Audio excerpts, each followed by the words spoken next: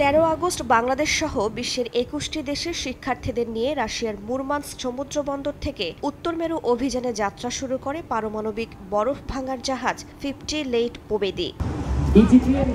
Icebreaker of knowledge শীর্ষক বিজ্ঞানভিত্তিক ও শিক্ষামূলক উত্তর মেরু অভিযানে এবছর অংশ নেয় প্রায় 66 জন স্কুল শিক্ষার্থী। বাংলাদেশের হয়ে প্রতিনিধিত্ব করেছে রাজশাহী ক্যাডেট কলেজের শিক্ষার্থী আব্দুল্লাহ আল মাহমুদ। দ্বিতীয় বাংলাদেশি হিসেবে উত্তর মেরু অভিযানে অংশ নেয় মাহমুদ। শুক্রবার একঝাঁক শিক্ষার্থী, আর্কটিক গবেষক, বিজ্ঞানীর দল নিয়ে মুরমানস্কে ফিরেছে পারমাণবিক আইসব্রেকারটি। 10 দিনব্যাপী অভিযানে বরফ ভাঙা জাহাজে যাওয়া আসা মিলিয়ে শিক্ষার্থীরা পাড়ি দিয়েছে মোট 2460 মাইল পথ।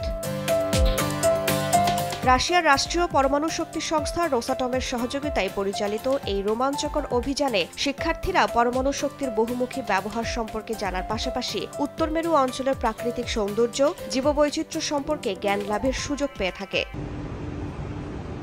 রাশিয়ার পারমাণবিক শিল্পের 80তম বার্ষিকী এবং উত্তর সমুদ্রপথ আবিষ্কারের 500 বছর পূর্তি উপলক্ষে এই বিশেষ আয়োজন করা হয়।